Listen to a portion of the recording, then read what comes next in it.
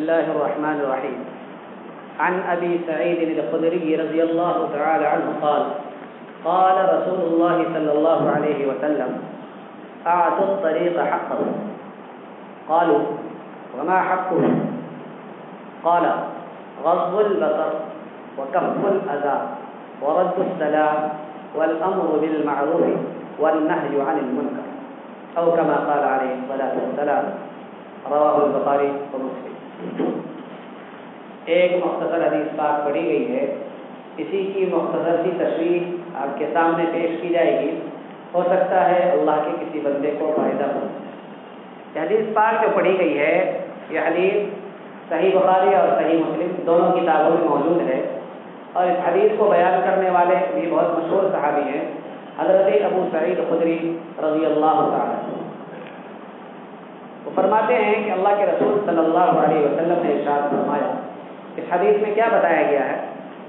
مدینے کے معاشرے میں، مدینہ منورہ جہاں اللہ کے رسول صلی اللہ علیہ وسلم رہا کرتے تھے، وہاں کے معاشرے میں یہ رواج تھا اور یہ ایک عام بات تھی کہ لوگ کیا کرتے تھے، بازار میں، چوک پہ، چوراہے پہ، نکڑ پہ کیا کرتے تھے، لوگ بیٹھا کرتے تھے. 5 آدمی، 10 آدمی، 2-4 آدمی مل کر کے بیٹھا کرتے تھے اور بیٹھ کر کے آپس میں بات چیت کرتے رہتے. تو اللہ کے نبی صلی اللہ علیہ وسلم نے فرمایا کہ اس طریقے سے راستے میں تم لوگ نہ بیٹھا کرو. راستے میں، چوک پہ، چوراہے پہ اور نکڑ پہ اس طریقے سے بیٹھنے سے اللہ کے نبی صلی اللہ علیہ وسلم نے منع فرما دیا کہ اس طریقے سے راستے میں نہ بیٹھا کرو. ان لوگوں نے کہا کہ اللہ کے رسول، راستے میں تو بیٹھنا ہماری مجبوری ہے اور ضرورت کی وجہ سے ہم لوگ بیٹھتے ہیں، تو اس لیے اس سے تو ہم بچ نہیں سکتے، یہ مجبوری ہے. تو اللہ کے نبی صلی اللہ علیہ وسلم نے فرمایا کہ جب تمہاری مجبوری ہے اور اس کو نہیں چھوڑ سکتے اور بیٹھنا ہی ہے تمہیں، تو پھر ایسا ہے اعطوا الطریق حق، راستے کا حق ادا کیا، راستے کو اس کا حق دے دو، یعنی راستے کا حق ادا کر دیا. راستے کے بھی حقوق. دنیا میں کوئی مذہب ایسا نہیں، چاہے وہ یہودی ہو، چاہے عیسائی ہو، چاہے سکھ ہو، چاہے بدھ ہو، چاہے ہندوازم ہو، کوئی سا بھی دنیا میں مذہب جو ہے، کوئی مذہب ایسا نہیں ہے دنیا میں کہ اس کی مذہبی کتاب میں راستے کے بارے میں حق بیان کیا. یہ صرف اسلام کی خصوصیت، باقی کوئی مذہب کچھ نہیں بیان کرتا. بلکہ میں تو یہ کہتا ہوں کہ اسلام نے مسکرانے کا اور ہنسنے کا طریقہ بھی بتایا. دنیا میں کوئی مذہب نہیں ان چیزوں کو بیان کرتا. یہ کامل مذہب ہے، مکمل مذہب ہے، اتنا اچھا مذہب دنیا میں ہے ہی. اسی لیے اللہ تعالیٰ نے فرمایا ان الدین عند اللہ الاسلام، کہ اللہ کے یہاں معتبر اور مقبول دین جو ہے وہ دین اسلام ہی. اور دوسری جگہ فرمایا کہ ومن یبتغی غیر الاسلام دینا فلن یقبل منہ، کہ اسلام کے علاوہ کوئی اور دین اگر اختیار کرے گا تو پھر فلن یقبل منہ، اللہ تبارک و تعالیٰ اس کے اس دین کو قبول نہیں کرے گا. اس لیے دین اسلام پر رہنا ہر شخص کے لیے ضروری ہے. جو شخص اختیار نہیں کرے گا دین اسلام کو، اللہ تبارک و تعالیٰ اس سے ناراض رہے گا. ایسے لوگوں کو اللہ تبارک و تعالیٰ جہنم میں ڈال دے گا اور کبھی بھی ایسے لوگوں کو جہنم سے چھٹکارا حاصل نہیں ہوگا. تو اس حدیث پاک میں اللہ کے رسول صلی اللہ علیہ وسلم نے راستے کے حقوق بیان فرمائے اور 4 حقوق بیان کیے. دوسری حدیثوں میں اور بھی حقوق بیان کیے گئے، لیکن اس حدیث میں جو آج پڑھی گئی ہے اس میں 4 حقوق بیان ہے. کہا اللہ کے نبی صلی اللہ علیہ وسلم نے صحابہ کرام سے کہ راستے میں جب بیٹھتے ہو تو راستے کا حق بھی ادا کیا. صحابہ نے پوچھا کہ وما حقہ، کہ اللہ کے رسول راستے کا کیا حق ہے؟ کیونکہ آدمی سوچے گا راستے کا بھی کہیں حق ہوتا ہے، تو تعجب ہوا، انہیں حیرانی ہوئی کہ راستے میں کیا حق ہوتا ہے. تو اللہ کے نبی صلی اللہ علیہ وسلم نے 4 حقوق بیان فرمائے کہ راستے کا پہلا حق کیا ہے؟ غض البصر، اپنی نگاہ نیچی رکھنا. نگاہ کیا ہے؟ آنکھوں کو نیچا رکھنا ہے، اٹھا کر کے لوگوں کو دیکھتے نہیں رہنا. جیسے مثال کے طور پر راستے میں 2-4 آدمی مل کر کے بیٹھے ہوئے، کسی کا گھر کھلا ہوا ہے، کسی کی کھڑکی کھلی ہوئی ہے، کسی کا دروازہ کھلا ہوا ہے، کسی کی آفس کھلی ہوئی، کسی کی دکان، تو تاک جھانک نہ کرے، دیکھنے کی کوشش نہ کرے کسی کے گھر. یا کوئی عورت، کوئی لڑکی وہاں سے گزر رہی ہے، یہ نہیں کہ اس کو دیکھتا ہے. فرمایا غض البصر، اپنی نگاہ کیا کرو، راستے میں بیٹھ رہا ہے تو بیٹھو، لیکن اپنی نگاہ کی حفاظت کرو، اپنی نگاہ نیچی رکھو. قرآن کریم میں بھی اللہ تبارک و تعالی نے فرمایا قل للمؤمنین یغضوا من ابصارہم، کہ ایمان والوں کو کہہ دو کہ اپنی نگاہیں نیچی رکھو. اسی طریقے سے عورتوں کو بھی کہا گیا کہ وقل للمؤمنات یغضضن من ابصارہن، کہ ایمان والی عورتوں سے کہہ دو کہ وہ بھی اپنی نگاہیں نیچی رکھا. ہاں، تو نگاہیں جب ملتی ہے تب فتنہ فتنہ پیدا کرتا ہے. تو اسی لیے اللہ کے نبی صلی اللہ علیہ وسلم نے فرمایا کہ جب راستے میں بیٹھنا ہی ہے تو اپنی نگاہ نیچی رکھا کرو اور تاک جھانک نہ کرو ادھر.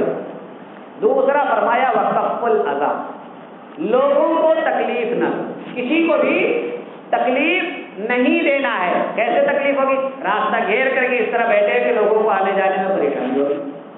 تو فرمایا اس طریقے سے راستے کو گھیر کر کے نہ بیٹھو کہ لوگوں کو آنے جانے میں کیا ہونے لگے، پریشانی ہونے لگے.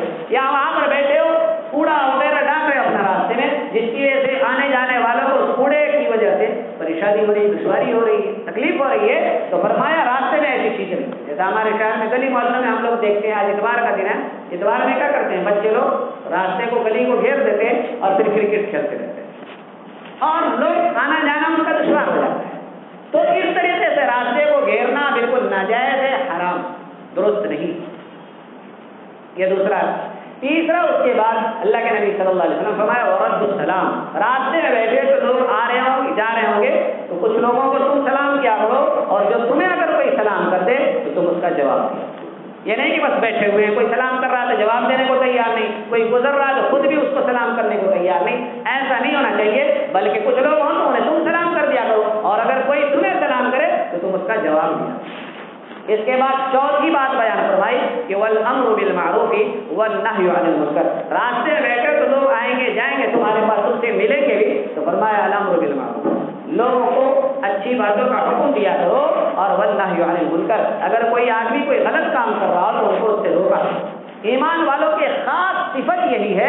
اللہ تبارک و تعالی نے قرآن میں بیان فرمائیے کہ وہ آپس میں ایک دوسرے کو کیا اچھی بات کا حکم دیتے ہیں اور بری باتوں سے کیا کرتے ہیں، روکتے ہیں. فرمایا والمؤمنون والمؤمنات بعضهم اولیاء بعض، کہ ایمان والے مرد اور ایمان والی عورتیں یہ سب آپس میں ایک دوسرے کے لیے دوست ہیں. ایمان والے مرد وہ آپس میں ایک دوسرے کے دوست ہیں اور ایمان والی عورتیں وہ آپس میں ایک دوسرے کی دوست ہیں. پھر فرمایا یأمرون بالمعروف، یہ ایمان والے مرد اور ایمان والی عورتیں کیا کرتی ہیں، یأمرون بالمعروف، آپس میں ایک دوسرے کو بھلی اور اچھی باتوں کو اور نیک باتوں کا حکم دیتی ہیں، ایک دوسرے کو بتاتی ہیں یہ نیک کام ہے اس کو کر لیا کرو، یہ نیک کام ہے اس کو کر لیا کرو. وینہون عن المنکر، اور ایمان والے کیا کرتے ہیں، ایمان والے مرد اور ایمان والے عورتیں کہ معاشرے میں جو کوئی برائی ہے تو اس برائی سے آپس میں ایک دوسرے کو روکتے ہیں، منع کرتے ہیں کہ یہ غلط کام ہے اس کو نہ کرو، یہ جھوٹ ہے، غلط ہے، یہ دھوکہ ہے، یہ نہ کرو. اس طریقے سے جو برائیاں معاشرے میں ہوتی ہیں ان برائیوں سے آپس میں ایک دوسرے کو روکتے ہیں. تو ایمان والوں کی بہت ساری صفات ہے، ان میں سے ایک اہم صفت یہ بھی ہے کہ وہ آپس میں ایک دوسرے کو اچھی باتوں کا حکم دیتے ہیں اور بری باتوں سے روکتے ہیں. تو راستے کے 4 حقوق بیان فرمائے اللہ کے نبی صلی اللہ علیہ وسلم نے. سب سے پہلا کیا ہے کہ اپنی نگاہ نیچے رکھیں. یہ نہیں تاک جھانک، کبھی ادھر دیکھ رہا ہے کبھی ادھر دیکھ رہا ہے، ایسے نہیں کرنا چاہیے، بلکہ راستے میں چلے تو بھی نگاہ نیچے رکھیں. راستے میں کہیں بیٹھا ہو اور بیٹھ کر کے 2-4 آدمی بیٹھ کے بات کرو تو بھی اپنی نگاہ نیچے رکھے. دوسرا بتایا وقف الاذى، کسی کو تکلیف نہیں پہنچائے، نہ راستے کو تنگ کر کے، راستے کو گھیر کر کے اور نہ راستے میں الٹی سیدھی کوڑا کباڑ ڈال کر. اور تیسرا کیا بیان فرمایا ورد السلام، کہ سلام کرنا اور اگر کوئی سلام کرے تو اس کا جواب. اور چوتھی چیز یہ ہے کہ لوگوں کو اچھی باتیں بتائے اور بری باتوں سے روکے. اللہ تبارک و تعالی ہم سب کو راستے کے حقوق ادا کرنے کی توفیق عطا فرمائے. اللهم انت السلام ومنك السلام تباركت يا ذا الجلال والاكرام. ربنا آتنا في الدنيا حسنة وفي الآخرة حسنة وقنا عذاب النار. اللهم انا نسألك الجنة ونعوذ بك من النار. ربنا ظلمنا أنفسنا وإن لم تغفر لنا وترحمنا لنكونن من الخاسرين. لا إله إلا أنت سبحانك إنا كنا من الظالمين. اللهم إنا نجعلك في نحورهم ونعوذ بك من شرورهم. ربنا لا تزغ قلوبنا بعد إذ هديتنا وهب لنا من لدنك رحمة إنك أنت الوهاب. اللهم إنك عفو كريم تحب العفو فاعف عنا يا كريم. اللہ ہم میں سے ہر شخص کی بخشش کا فیصلہ فرما، اللہ ہم میں سے ہر شخص کی نجات کا فیصلہ فرما، اللہ ہم میں سے ہر شخص کو جنت کا مستحق بنا، اللہ ہم میں سے ہر شخص کی جہنم سے نجات کا فیصلہ فرما، اللہ اعمال صالحہ کی توفیق عطا فرما. جو اعمال صالحہ کرے انہیں قبول فرما، اے اللہ برے اعمال سے ہم سب کی حفاظت فرما، اے اللہ قرآن کی تلاوت کا شوق ہمارے دلوں میں پیدا فرما، اے اللہ نماز کی ادائیگی کا شوق ہمارے دلوں میں پیدا فرما، اے اللہ نماز کا ہم میں سے ہر شخص کو پابند بنا، اے اللہ ہر برے عمل سے ہم سب کو بچنے کی توفیق عطا فرما، اے اللہ جو بیمار ہیں انہیں شفا عطا فرما، اے اللہ جو پریشان حال ہیں، آفت زدہ ہیں، مصیبت زدہ ہیں، ان کی مصیبتوں کو، آفتوں کو، پریشانیوں کو دور فرما، اے اللہ ہماری تمام دعاؤں کو اپنے فضل و کرم اور نبی کریم صلی اللہ علیہ وسلم کے صدقے طفیل میں قبول فرما، وصلی اللہ تعالی علی خیر خلقہ محمد وآلہ واصحابہ اجمعین برحمتک یا ارحم الراحمین۔